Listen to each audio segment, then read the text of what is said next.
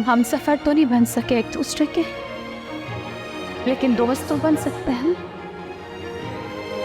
Friends. मैं तुम्हें अपने साथ यूके लेकर जाना चाहता हूँ शाज़मा, चलोगी मेरे साथ? किस्मत मुझ पे बहुत मेहरबान हो गई है, अब वही होगा जो मैं चाहूंगी। ये और शाहबाज भाई मिलकर आपको बेवकूफ़ बना रहे हैं। Yes, they both like each other. सांसों को मेरी गिला मुझसे कैसा, खुद ही है खुद को मिटाया।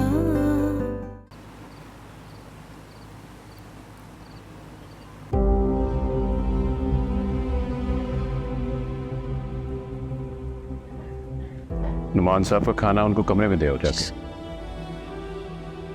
क्या हुआ अंकल, नुमान की तबीयत तो सही? अगर तुम्हें उसकी तबीयत की इतनी परवाह होती तो वो यूँ गायब ना होता। तुम्हें पाकिस्तान उसकी देखभाल के लिए बुलाया था, ना कि तुम्हारी पर्सनल एक्टिविटीज़ के लिए, जिसमें आगे तुम बिजी हो गए।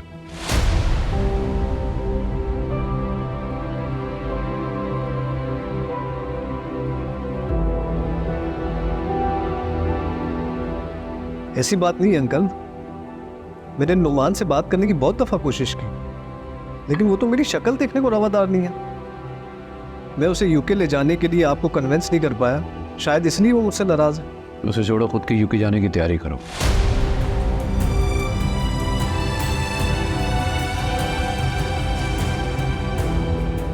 वहाँ कंपनी में एम्प्लॉयज़ की आपस में कोई तल कलामी हुई, आई डोंट नो, उन्होंने काम रोक दिया। काम में काफ़ी हर्ज हो रहा है, तुम्हें जाना होगा। परसों की टिकट है तुम्हारी?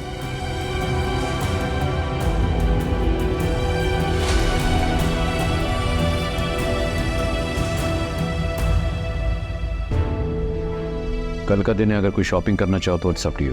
लेकिन अंकल, नुमान के मसले का क्या होगा? उसे तुम रहने दो। जहाँ तक नुमान की बात है तो वो तो वैसे ही तुमसे हैंडल नहीं होगा, इसका अंदाज़ा हो गया मुझे। शायद मैंने तुम्हें पाकिस्तान बुलाकर बहुत बड़ी गलती की। बेहतर होगा कि तुम यूके वापस चले जाओ, जाकर सारी कंपनी का काम संभालो, वो बेहतर रहेगा।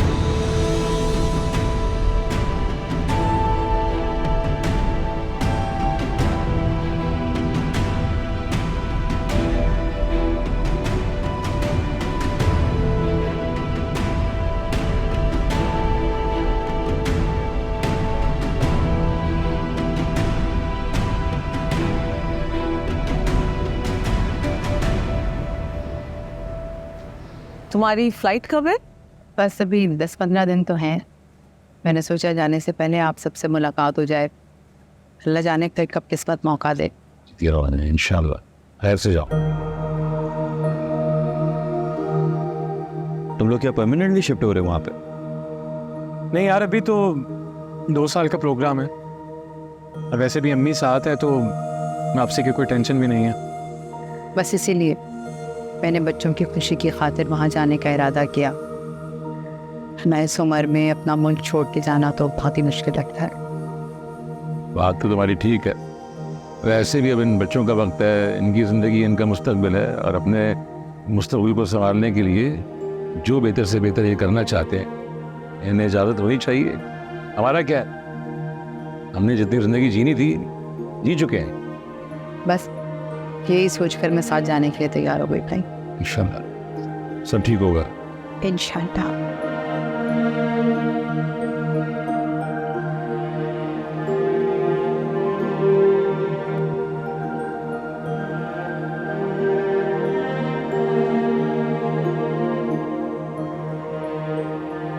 अब हम क्या करेंगे शावीज़? हमने तो कभी सोचा भी नहीं था कि तुम्हें वापस जाना पड़ेगा। मैं अकेले यहाँ कैसे गुजारा करूँगी? मैं तुम्हारे बिना कैसे रहूँगी? प्लीज़ तुम मुझे अपने साथ ले जाओ। रिलैक्स शाज़मा, यूके कौन सा इतना दूर है? मैं अपना काम निपटा कर दोबारा जल्द आ जाऊँगा। तुम्हारा जब तक ये खुला वाला मामला भी हल हो जाएगा। मैंने वकील से बात कर ली है, वो तुमसे 1-2 दिन में कांटेक्ट करेगा। क्या हो गया तुम्हें? इतना बड़ा कदम मैं अकेले कैसे उठाऊंगी? मुझे तुम्हारे साथ की जरूरत है। मैं अकेली यहाँ नहीं रह सकती। तुम कुछ बहाना करके यहाँ पे ठहर जाओ, बस तुम नहीं जाओ।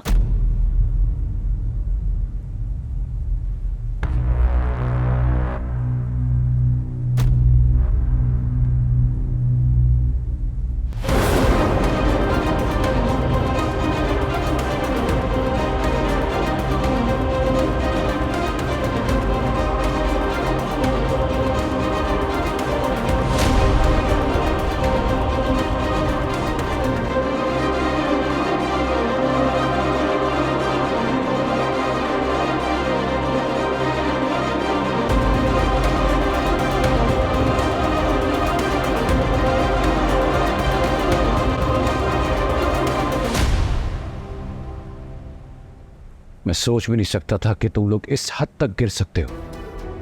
मेरे ही घर में, मेरे ही नाक के नीचे ये सब कुछ चल रहा है। क्या समझ रहे थे तुम लोग?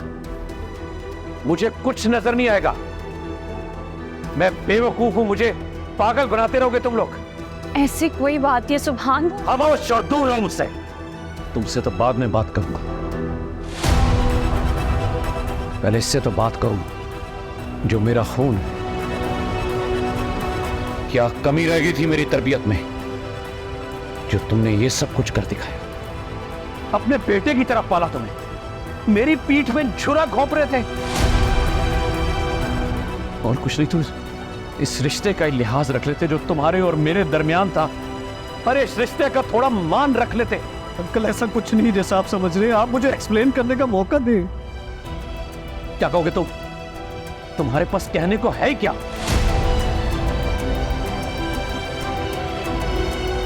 और तुम इतनी जिद्दी और खुदसर थी, ये तो मैं जान चुका था, लेकिन तुम्हारा किरदार इतना घटिया होगा इसका मुझे आज पता चला। बस, बहुत सुन ली मैंने आपकी बकवास।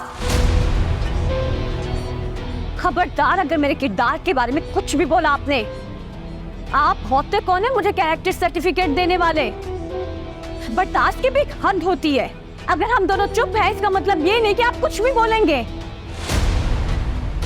अच्छा हुआ कि आपने हमारी बातें सुन ली। हम तो आपको वैसे बताने ही वाले थे। हम दोनों एक दूसरे से बहुत मोहब्बत करते हैं और शादी करना चाहते हैं। शादी? कौन सी शादी? तुम्हें किसने बोला मैं तुमसे शादी करूंगा? क्या मतलब है शावेज? हम तो शादी करने वाले हैं ना। तुमने ऐसे सोचा भी कैसे कि मैं तुम जैसी खुदसर और धोखेबाज लड़की से शादी करूंगा? यानी तुम मेरी फीलिंग्स के साथ खेल रहे थे? हाँ, बिल्कुल उसी तरह जिस तरह तुमने मेरे जज्बात के साथ खेला।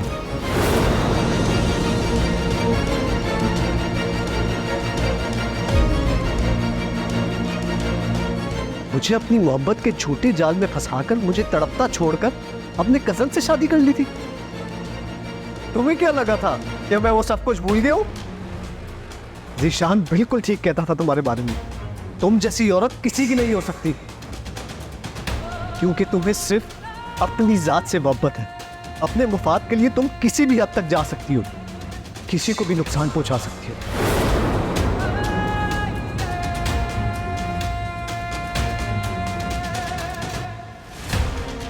आई एम सॉरी अंकल, मगर ये सब कुछ एक ड्रामा था, ताकि मैं इस औरत के चेहरे से मासूमियत का नकाब उतार कर इसका असली चेहरा सबको दिखा सकूं, ताकि आपको ये एहसास दिला सकूं कि आपने इससे शादी करके इतनी बड़ी गलती की है। मैं तुम्हें नहीं छोड़ूंगी। आप पिछड़ ले। क्या बोला तुमने? क्या बोला? बेवकूफ बनाओगे तुम मुझे? रुक जाओ। शाज़मा, शाज़मा, कंट्रोल करो। नहीं छोड़ूंगी। कंट्रोल करो। तुम्हें क्या समझ है?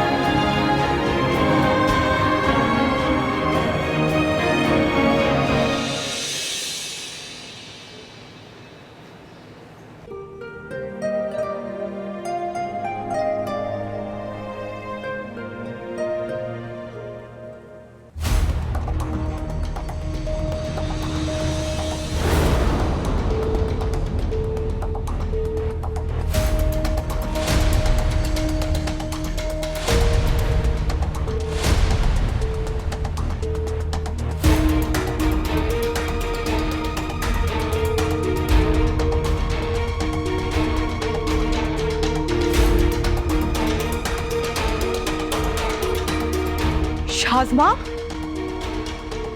शाज़मा क्या हुआ? संभाले अपनी बेटी को। आज के बाद ये मेरे घर में कदम न रखे। क्या हुआ है सुभान भाई? क्या किया इसने? ये तुम अपनी बहन से पूछो, क्योंकि इसका कारनामा अपनी जबान से बयान करने की हिम्मत नहीं है मुझ में।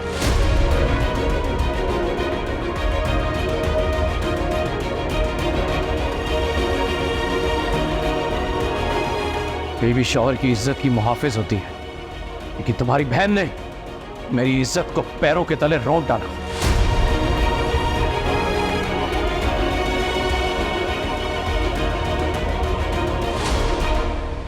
मेरे घर में मेरी नाक के नीचे मेरे भांजे के साथ अफेयर चला रही है।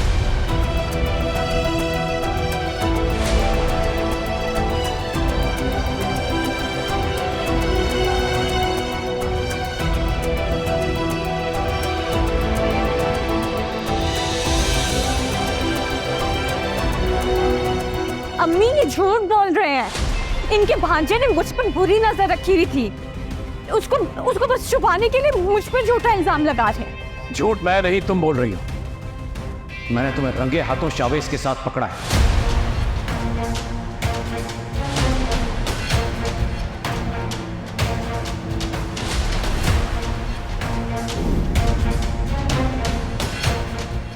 भूल गई हो तुम? इतने शाज़मा के घर रिश्ता भेजा था। मुझे सब कुछ याद है। जिस तरह से आपकी साबिका देवरानी ने शावेज को मोहब्बत के नाम पर बेवकूफ़ बनाया था और एंड टाइम पर उसे ज़िशान के लिए डिच कर दिया था, लेकिन इस सब में शावेज का कोई कसूर नहीं था जो मैं उसे यहाँ इन्वाइट ना करता। और सिर्फ मैंने ही नहीं, मेरे बेटे नुमान ने भी तुम दोनों को एक साथ देखा है। हकीकत को तुम झुठला नहीं सकती शाज़मा। हकीकत को आप झुठला रहे हैं। आप मुझे खुद बताएं, मैं खुद इनके साथ गई थी, मैं भी ऐसी हरकत क्यों करूंगी? कर सकती हो।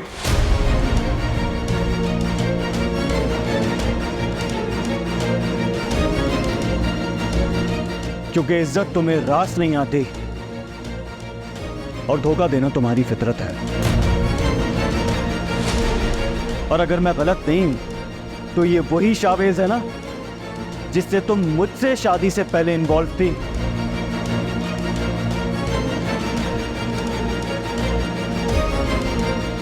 और मुझे इसी तरह धोखा दे रही थी जिस तरह आज उनको दे रही।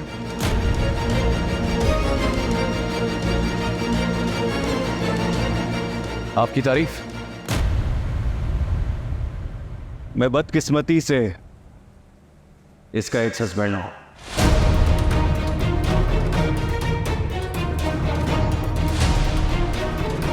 आपकी तरह मैं भी इसके हाथों बेवकूफ बनता रहा। इस फर्क सिर्फ इतना है कि आपने हकीकत बहुत जल्दी जान ली।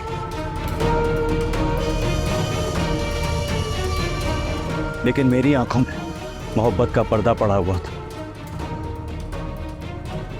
जिसकी वजह से काफी नुकसान उठाना पड़ा मुझे।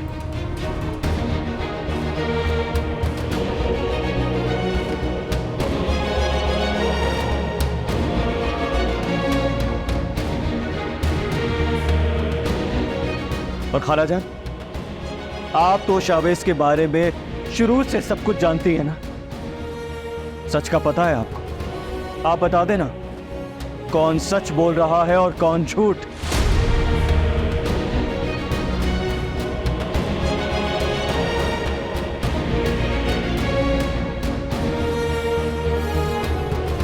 I can't believe this.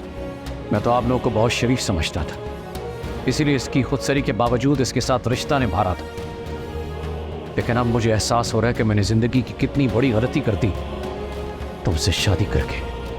अब मैं अपनी सारी जिंदगी इस बोझ तले नहीं गुजार सकता। जिंदगी भर रोने से बेहतर है कि मैं एक बार ही फाइनल डिसीजन ले लूं।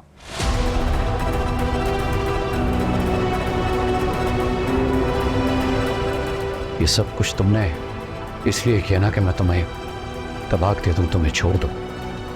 मैं सुभान अहमद अपने पूरे होशो हवास में तुम्हें तलाक देता हूं शाज़मा।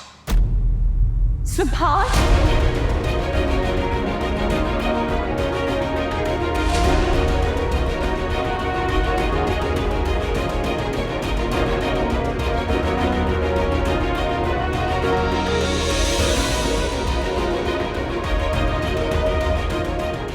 नहीं सुभान, मिस, अभी तुम्हें तलाक देता हूं।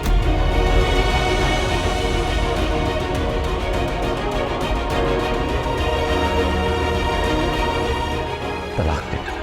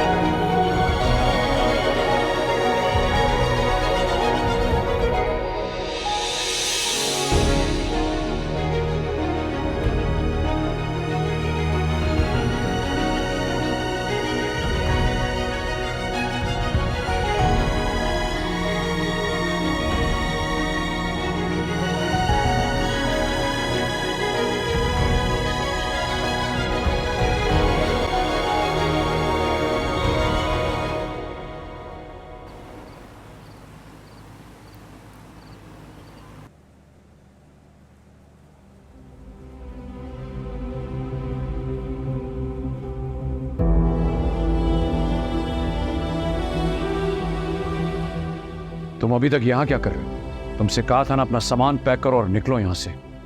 एक बार मेरी बात सुन ले, मैं खुद चला जाऊंगा यहाँ से। Get out right now. अपनी सच्चाई साबित किए बगैर अपने किरदार पर दाग लिए मैं नहीं जाऊंगा यहाँ से, इसलिए मैंने इसे यहाँ बुलाया। कौन है ये? ये मेरा दोस्त है अली, और इसकी बहन की शादी उसी घर में हुई है जहाँ पहले शाज़मा की शादी हुई थी। मेरी बातों पर आपको यकीन नहीं था, मगर इसकी गवाही पे तो यकीन आ जाएगा ना। इन्हें सारी बातें बताओ कि मैं शाज़मा से कब और कैसे मिला था और उसने मेरे साथ क्या क्या किया था।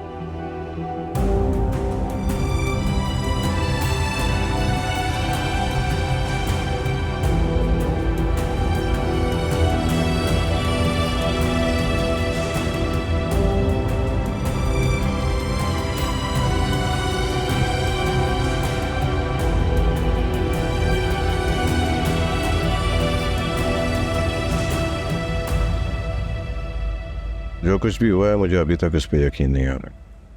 I am still in shock. भाई आपको शौक लगना तो नहीं चाहिए।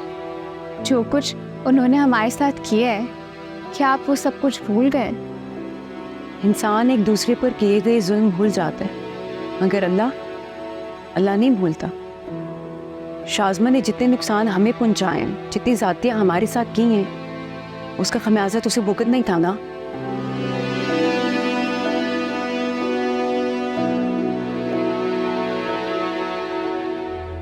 रही बात शाज़मा की, तो उसे मैं तलाक दे चुका हूं।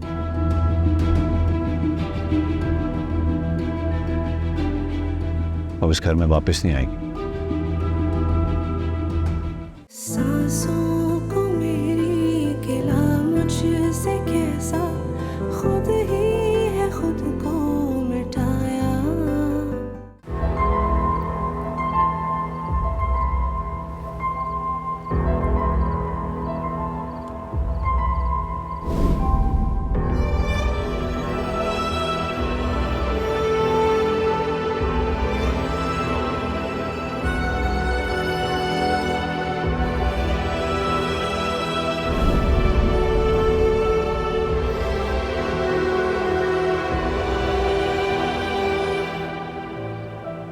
क्या हुआ ज़ीशान, आप ठीक तो है ना?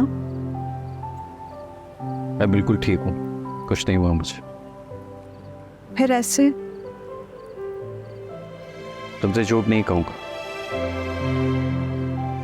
हाँ, लेकिन आज मैं खुद को बहुत हल्का फुल्का महसूस कर रहा हूँ।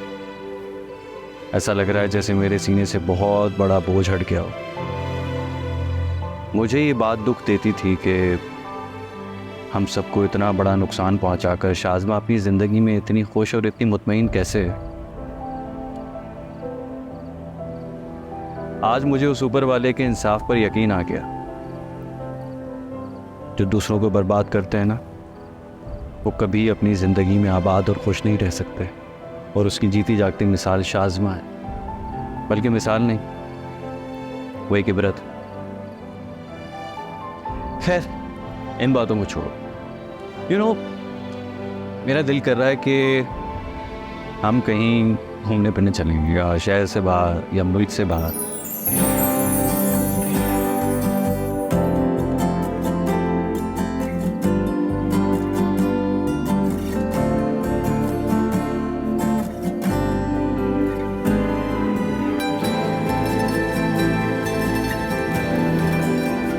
तुम्हें ये सब कुछ मुझे पहले बता देना चाहिए था।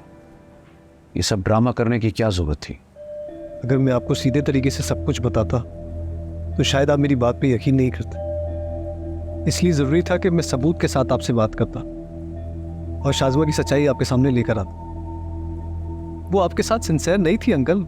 आपसे जान छुड़वाने के लिए वो मुझे यूज़ कर रही थी, लेकिन उसे ये नहीं मालूम था कि असल में मैं उसे एक्सपोज कर रहा था। उसने अपने पहले शौहर के साथ भी यही किया था। वो शख्स इसे सच्ची मोहब्बत करता था, लेकिन शाज़मा ने उसका भी ख्याल नहीं किया। इसलिए शाज़मा ने जब दोबारा मेरी तरफ दोस्ती का हाथ बढ़ाया तो मैंने इनकार नहीं किया। मैं ये जानना चाहता था कि अब वो मुझसे क्या चाहती है, और जल्दी मुझे उसकी प्लानिंग समझ में आ गई। पहले मैं उसके काबिल नहीं था, लेकिन अब वो मुझे सेटल देखकर मेरे साथ यूके जाने के ख्वाब देखने लगी, क्योंकि यूके जाने की ख्वाहिश आपसे शादी करके भी पूरी नहीं हुई थी उसकी। मैं बस आप लोगों को इस औरत के शर से महफूज रखना चाहता था, स्पेशली नुमान को। नुमान के लिए तुम्हें परेशान होने की जरूरत नहीं। रही बात शाज़मा की, तो उसे मैं तलाक दे चुका हूं।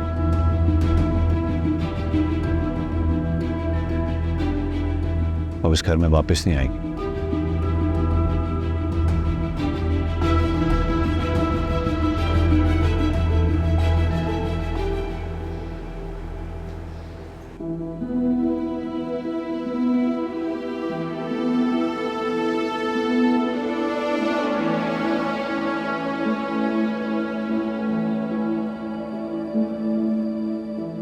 क्या सोच रहे हो?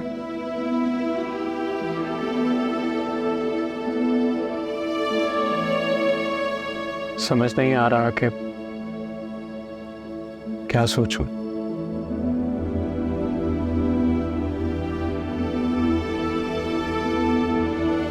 I can understand that. Shazma भी बहुत अपसेट है। अभी भी मुश्किल से नींद की दवा देकर सुलाया है उसे। उससे किस बात का दुख? यही तो चाहती थी वो अच्छी तरह जानती थी कि उसकी हरकतों का अंजाम क्या होगा, फिर भी वही किया उसने। तुम किस बात का मातम मना रही है? मुझे तो रह रहा कि बस मम्मी की फिक्र सता रही है।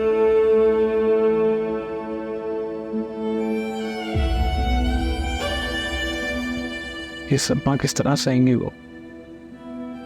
शाज़मा उन्हें इतनी अजीज है कि उसकी बर्बादी का दुख वो बर्दाश्त नहीं कर पाएंगे।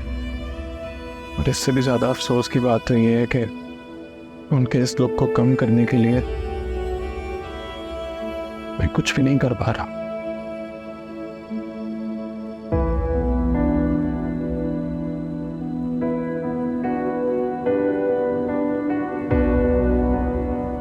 परेशान मत हो दाएं। अन्ना किसी इंसान को उसकी बर्दाश्त से ज्यादा नहीं आजमाता। हमें अपना जर्मनी जाने का प्लान कैंसिल कर देना चाहिए। आंटी और शाज़मा की जो हालत है, हम उन्हें अकेला कैसे छोड़ सकते हैं? ठीक कह रही हो तुम, लेकिन ऑफिस से आके उन लोगों को इन्फॉर्म कर दूंगा।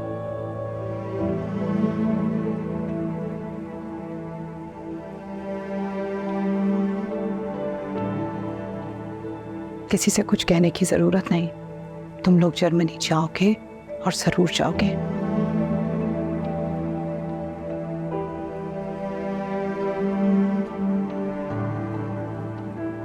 मैं शाज़मा के साथ यहाँ पर रुकूंगी। लेकिन आंटी, आप दोनों यहाँ अकेले कैसे रह सकते हैं? क्या दुनिया में औरतें अकेली नहीं रहती? ऐसे ही हम भी रह लेंगे। तो हमारी फिक्र मत करो बेटा, अपने मुस्तकबिल का सोचो। मैंने सारी उम्र शाज़मा की वजह से तुम्हारे और नाज़िया के साथ ज्यादती की है। हमेशा हर मौके पर उसे तरजीह दी। शायद आज इसी बात का खमियाजा भुगत रही हूं मैं। जो कुछ भी हुआ ना, उसकी जिम्मेदार सिर्फ और सिर्फ शाज़मा नहीं,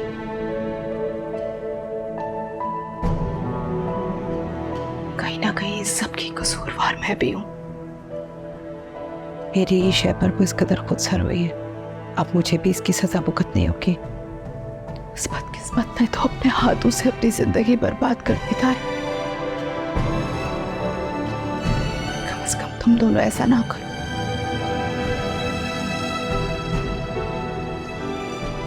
तुम लोग जाने की तैयारी करो, हमारा अल्लाह वाले के। लेकिन अम्मी, टाइम मैंने कह दिया ना, और ये मेरा आखिरी फैसला है।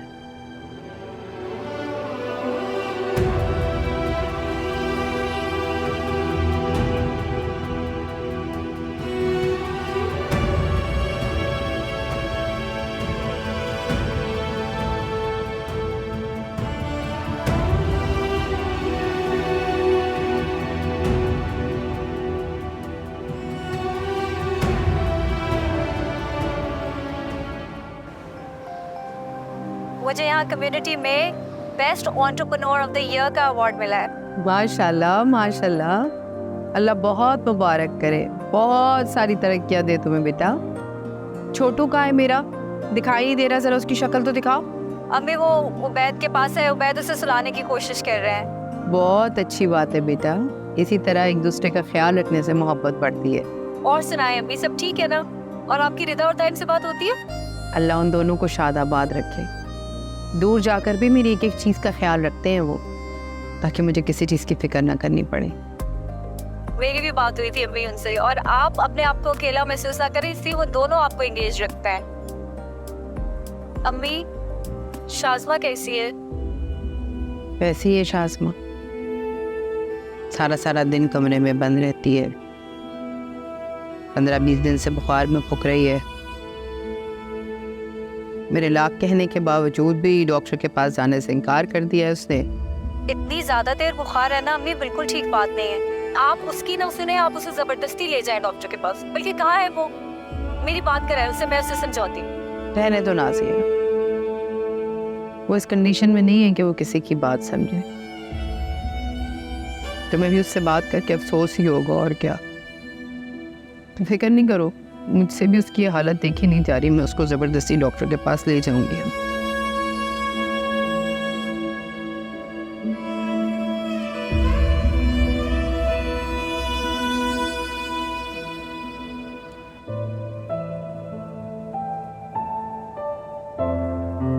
तुमसे ज़्यादा कौन जान सकता है कि मैं तुमसे कितनी मोहब्बत करता हूँ। वो अलग बात है कि मैं तुमसे खफा हो जाता हूँ, एक तो बार तुम्हें डांट भी चुका हूँ, गुस्सा हो चुका हूँ तुम पर।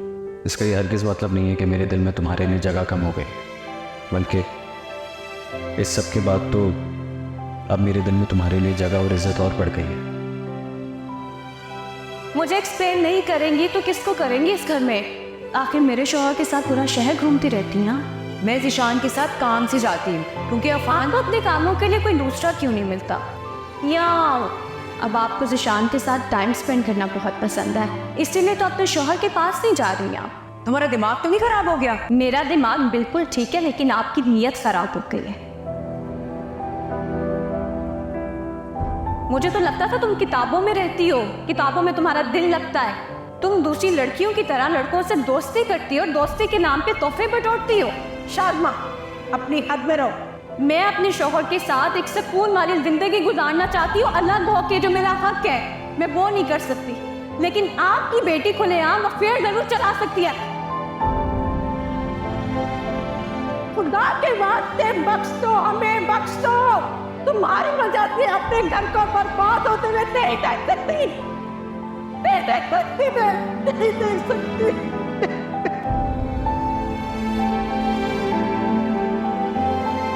सोनिया मेरी छोटी बहनों की तरह है, मैं इसकी सगी पुप्पो की बेटी हूँ। इसने मेरे खामन को फांस लिया और आज इसकी वजह से मुझे तलाक हो गई है। माँ बाप कभी कभार सख्त लहजे में औलाद से बात कर जाते हैं, लेकिन इसका ये मतलब नहीं है कि वो अपनी औलाद से मोहब्बत नहीं करते या उनकी परवाह नहीं करते। लेकिन अगर मैंने तुम्हें आने से मना किया था तो उसकी वजह ये थी कि मैं नहीं चाहता था कि तुम्हारा घर खराब हो।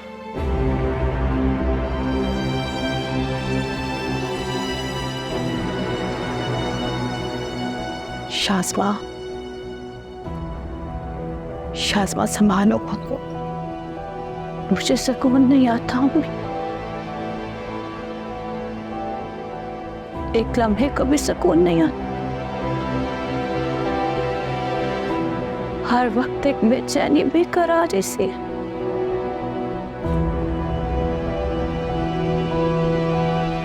ऐसा लगता है जैसे कोई बददुआ लगी हो मुझे। खाला का बहुत दिल दुखाया था मैंने, लगता है उनकी बददुआ लग गई। ज़िशान का भी मैंने दिल तोड़ा, उसकी याद भी लगी होगी मुझे।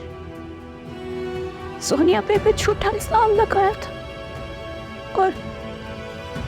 और हरीम। बस करो शाज़मा, बस करो, खुदा के लिए बस करो, मेरा दिल फट जाएगा। खाला जान भी मुझे ऐसे ही कहती थी, ऐसे ही रो पड़ती थी मेरे आगे, लेकिन मैंने कभी उनकी नहीं सुनी। और आज जब मैं उनसे माफी मांगना चाहती हूँ तो वो मेरी नहीं सुनते। मैं क्या करूं अम्मी, मैं उनसे कैसे माफी मांगूं? आपकी तो खाला बहन है, आप खाला से कहे मुझे माफ कर दे। या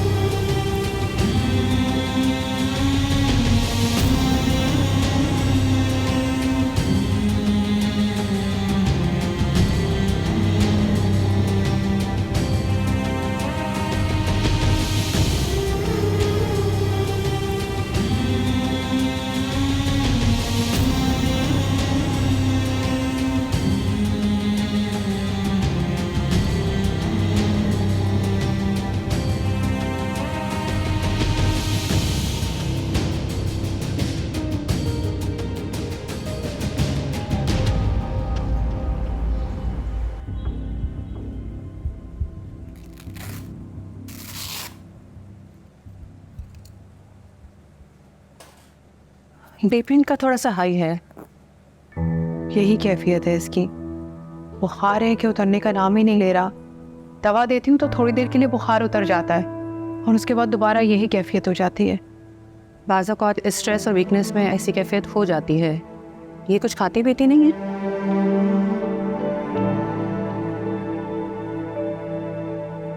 मैं कुछ टेस्ट लिख के दे रही हूँ आपको, आप ये करवा लें, उसके बाद ही मैं कुछ कह सकूँगी।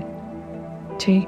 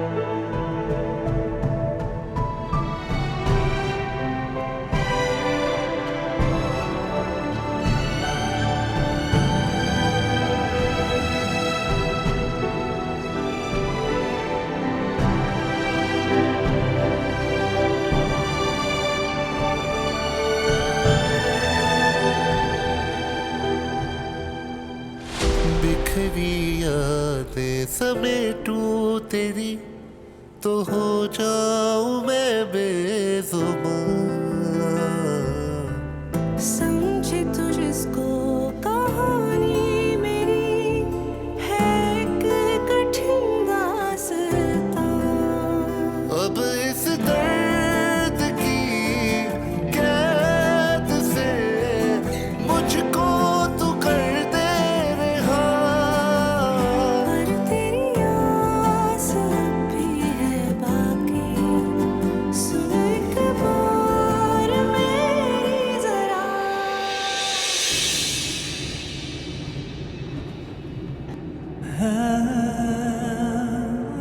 लोग अगर तुम्हें गलत समझते हैं तो समझने दो। हीरे की कदर हर किसी को नहीं होती, सिर्फ जौहरी उसे पहचानता है जैसे मैं तुम्हें पहचानता हूं। तुम यहाँ रहो या किसी और मुल्क में, वो ज़रूरी नहीं है। ज़रूरी है तो इंसान के दिल की खुशी, जो उसके शौहर की खुशी में है। मैंने ज़िंदगी में हर काम हमेशा अपनी मर्ज़ी के मुताबिक हर चीज़ को कैलकुलेट करके किए हैं, मगर फिर भी मेरे हिस्से में खसारा ही आया। काश ये बातें मुझे पहले समझ आ जाती कि हम अपनी ज़िंदगी को अपनी मर्ज़ी से चला नहीं सकते, बल्कि इसके फैसलों को हमें खुद कबूल करना होता। जो मेरी तरह सितारों से लड़कर अपनी किस्मत खुद बनाना चाहते हैं, वो कभी भी कामयाब नहीं होते, कहीं के भी नहीं रहते।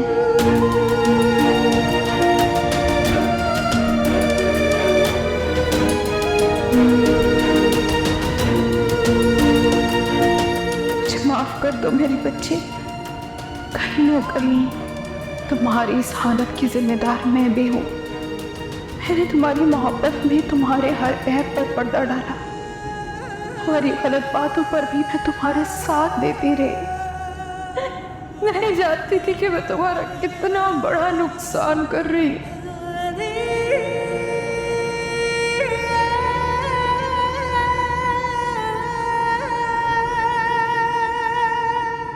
तुम्हें जिद्दी और खुद सर बना रही हूँ। कभी कभार माँ बाप की बेपनाह मोहब्बत भी औलाद को बर्बाद कर देती है।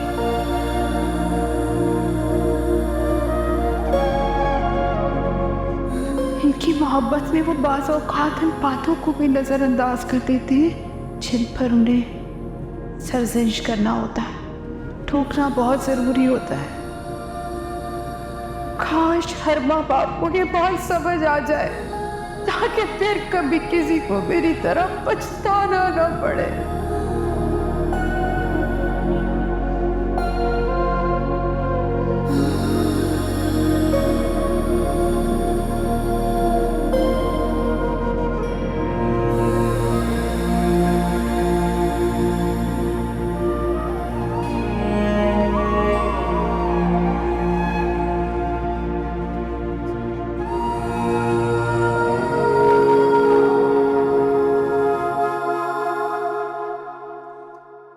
सांसों को मेरी गिला मुझ